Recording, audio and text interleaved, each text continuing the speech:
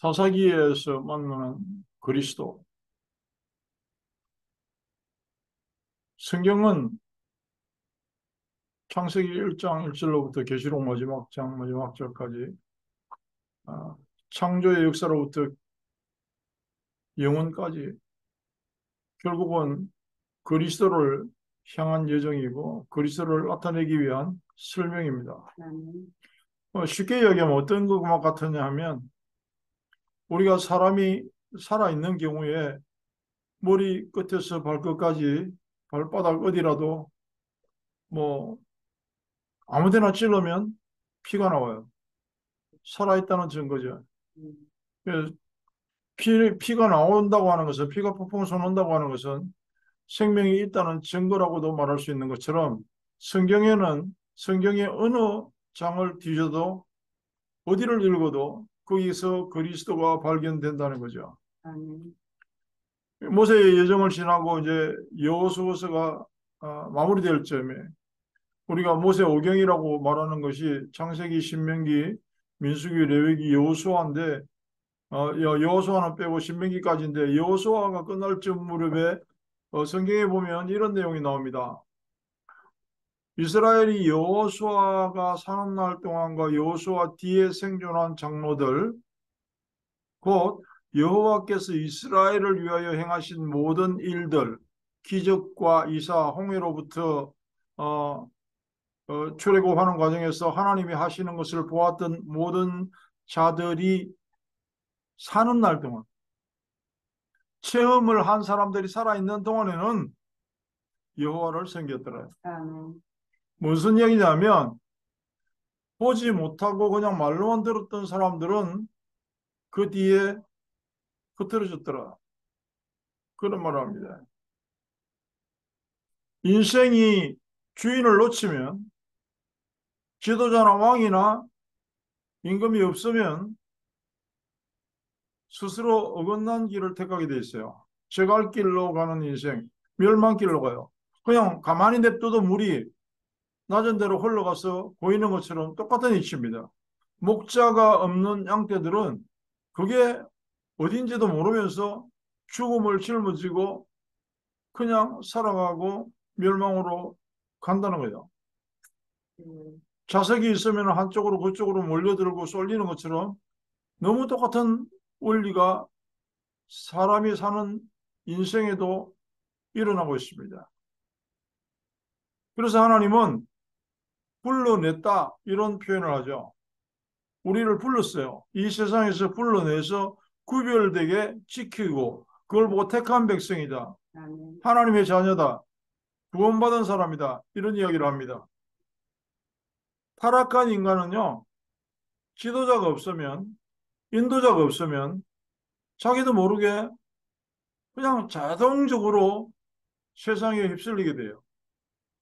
물은 분명히 한 군데 가만히 안 있습니다. 그래서 담아놓지 않는 이상. 그냥 쏟으면 낮은 곳으로 흘러가게 돼 있어요. 죄를 따라가요. 악한 길을 걷게 돼요. 시편에 죄인의 길에 악인의 길에 죄인의 꾀에 오만한 자의 자리에 앉지 아니하고 무슨 이야기냐면 사람이 그럴 수밖에 없다는 얘기예요. 성경에서 계속해서 죄를 따라 진행하는 과정과 구원자가 나타나는 과정. 그때 이스라엘 민족들이 부르짖었더라 그러잖아요. 그죠? 한 7년, 8년, 10년, 20년 고생하고 나면 막 못 견뎌서 부르짖어요. 그러면 하나님이 또 구원자를 보냅니다. 이게 결국 뭐냐면 그리스도가 나타나는 것을 예고하는 예고편이에요. 이런 흐름을 통해서 사사기에서 그리스도의 예고, 하나님의 길 끊임없이 나타나는 부분입니다. 여호와께서 가나안의 모든 전쟁을 알지 못한 이스라엘을 시험하러 가십니다. 무슨 이야기입니까? 이것들은 그냥 곱게 말로 해가지고는 안 들으니까 전쟁이 뭔지 고생이 뭔지 환란이 뭔지 겪어보고 거기서 어렴풋이나마 알고 있던 여호와의 이름을 부르고 기도를 하고 그래서 응답을 받아봐야 그나마 좀 견딘다. 그러면 이제 한 40년, 50년, 길게는 80년 견딘다고요. 이스라엘의 자손의 세대 중에 아직 전쟁을 알지 못하는 자들에게 그것을 가르쳐 알게 하사, 하나님이 가르치는 방법, 고생을 시키는 거예요. 피부로 느끼게 하는 거예요. 쉽게 얘기하면. 그들의 딸을 아내로 맡고 자기의 딸들을 그들의 아들들에게 주고, 구약에 보면 굉장히 심각한 내용으로 강조하는 게 뭐냐 하면 결혼. 함부로 네 딸들을 주지 말고 함부로 이방 여인들을 며느리로 맞아들이지 마라. 굉장히 심각하게 나와요. 거기서도 결국은 체험을 이야기합니다. 그래서 전쟁에서도 남자를 알지 못하는 여자는 살려두고 남자와 동침한 적이 있는 여자는 다 죽여라. 그게 의미심장한 내용이 들어있어요.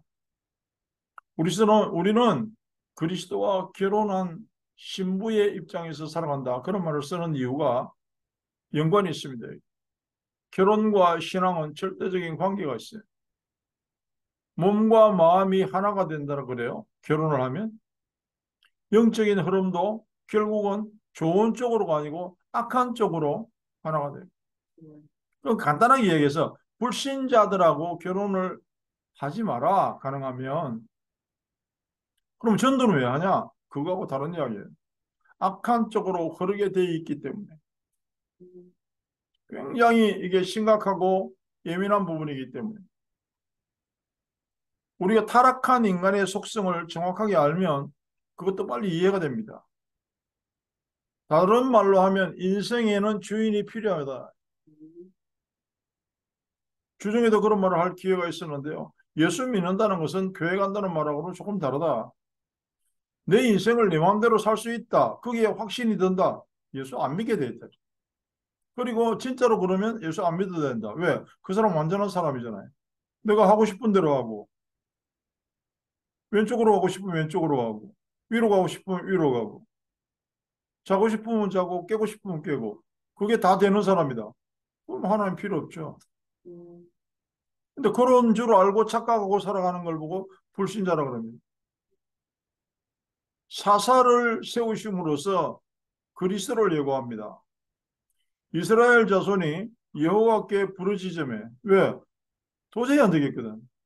우리 인생에서 예수를 영접한다는 말은 이 의미예요. 여호와께 부르짖으며 항복하며 하나님 정말 나는 내 뜻대로 못하겠고요. 내가 하나님을 지금까지 몰랐는데 이제 도저히 내 인생 내 마음대로 못하겠으니까 좀 어떻게 좀 해주세요. 이게 여호와께 부르짖으며 한 구원자를 세워 그들을 구원하게 하시니 온니엘 첫 번째 사사가 그러니까 하나님 처음에는 창세기 1장에는 완전한 모습으로 인간을 만드셨어요. 창세기 3장에서 타락을 해요. 살아가면서 계속 부르짖게 되고 환난을 만나게 되고 남자는 땀을 흘리고 여자는 잉태하는 고통과 배산의 수고를 더하고 그러는 과정에 정말 부름받은 사람은 하나님의 이름을 부르고 기도를 하고 그러다가 몇십 년 혹은 100년 편안한 세월이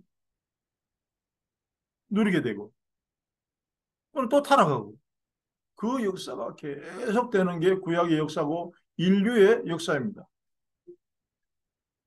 그러니까 한시적인 구원을 보여줬어요. 잠깐 선지자가 나타나서 이스라엘을 구원하고 또 편안하게 지내다가 또 악을 행하였더라. 악이 뭐였어요? 이방신을 섬기고 아닌 줄 알면서 정말 이거는 말로 표현할 길이 없어요.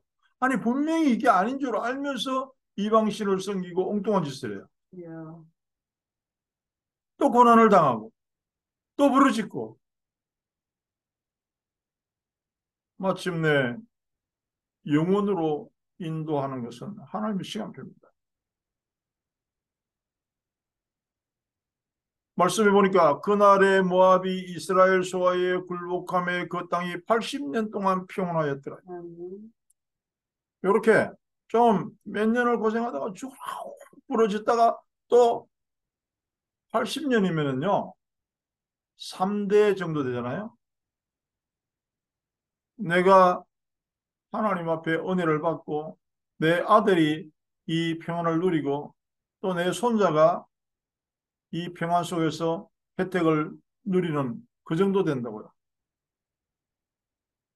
그럼 또 까먹어요. 배부르면 또 이상한 짓 해요, 인간이. 우리에게 고난이라고 하는 것은 그래서 감사하라는 이야기죠. 그것도 알아들을 때 무슨 말인지 알고 하나님의 섭리를 어느 정도 눈치라도 챌 때 고난에 대한 감사가 일어날 수 있는 거죠. 그것도 모르면 원망밖에 안 나올 게 없어요. 물음표가 계속 뜨는데 무슨 감사가 돼요? 이 땅에서 천국을 누리는 길이 그리스도인데 오늘 사사기 말씀을 통해서 에웃이 죽으니 이스라엘 자손이 또 여호와의 목전에 앙을 행하매 무슨 말이냐? 지도자와 죄악과 평온의 상관관계를 보면서 교훈이 뭐냐? 그리스도를 알아가라는 거예요. 이렇게 한시적으로 구하는 구원자, 사사, 왕, 제사장, 그리스도를 계속 지금 메시하고 있거든요. 그러다가 마침내 인간의 모습으로 오시는 그리스도. 거기까지 지금 성경은 흐르고 있습니다. 사사기 마지막 장 21장과 17장에 똑같이 이런 내용이 나옵니다. 그때에 이스라엘의 왕이 없으므로 사람이 각기 자기의 소견에 옳은 대로 행하였더라. 무슨 이야기예요? 지 하고 싶은 대로 한다는 거예요. 율법이 있어요. 그런데 지 하고 싶은 대로 해요. 지 마음에 안 들면 죽여버리고 갖고 싶은 거 있으면 거 뺏어버리고 지 마음대로 하는 거잖아요. 법이라는 게 없으면 그렇게 되거든요. 근데 법보다 더 중요한 것은 그 위에 있는 구심점 지도자, 인도자 그 내용을 통해서 우리에게 그리스도가 필요하다고 하는 것을 설명하는 내용입니다. 하나님의 속성을 설명하는 내용이다. 우리 지도자는 그리스도고요. 그분과 함께 가는 거고 성령으로 그분이 함께 하시고 세상 끝날까지 함께 하시겠다고 약속하셨고 그런데 이스라엘 민족들은 너무 쉽게 타락했어요. 왜 그랬을까 도대체요? 나는 아무리 생각해도 이해가 안 가는데요. 그게 사탄이 하나님의 형상을 공격하기 때문에. 물론 성경에 보니까 하나님께로부터 나온 자, 그리스도와 함께 있으면 악한 자가 그를 만지지도 못하리라 그랬어요.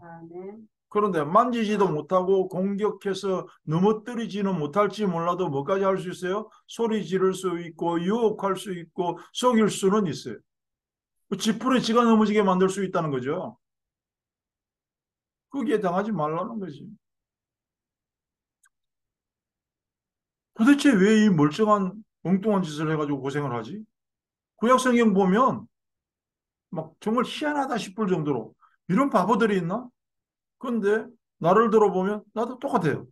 아니 한술 더 떠요. 이상한 짓 하는 거 보면. 아무것도 아닌 걸 가지고 그냥 어저께 죽은 것처럼 그렇게 낙심을 하고 내일 죽을 것 같이 그게 아니고요. 어저께 죽은 것처럼 다 포기하고 낙심하고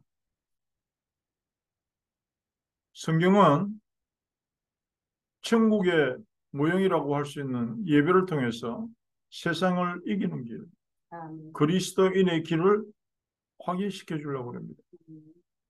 그래서 그리스도를 길이요 진리요 생명이라고 그랬는데 앞으로 나아간다는 의미죠. 길은 미래를 향한 그런 내용이죠. 내일을 위하여 인도자, 목자, 선지자 그리스도를 내가 보내겠다. 그 이야기를 오늘 말씀에서도 예고하고 있습니다. 그래서 마침내 그리스도는 길이다. 그게 인정될 때 할 수 있는 게 뭐죠? 항상 기뻐하라. 그래서 기뻐하라는 거예요. 항상 기뻐할 이유가 그때 있어서 맨날 머리 아프고 막 그런데 어떻게 항상 기뻐요?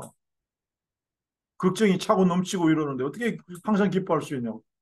안 되지. 그 말은 그리스도의 길로 안 가고 있다는 소리잖아. 진리라는 말은 진리를 알지니 진리가 너희를 자유케 하리라. 현재 만왕의 왕이신 그분이 진짜 나와 함께하고 1초도 나를 안 떠나시나? 내 가는 길에 그분이 간섭하시나? 숨을 우리가 들숨과 날숨을 쉬는 것처럼 그렇게 기도가 되어져야 된다. 그래서 쉬지 말고 기도해야 돼. 너 숨 쉬는 거 멈추면 죽는다? 그러하고 똑같아요. 쉬지 말고 기도하라.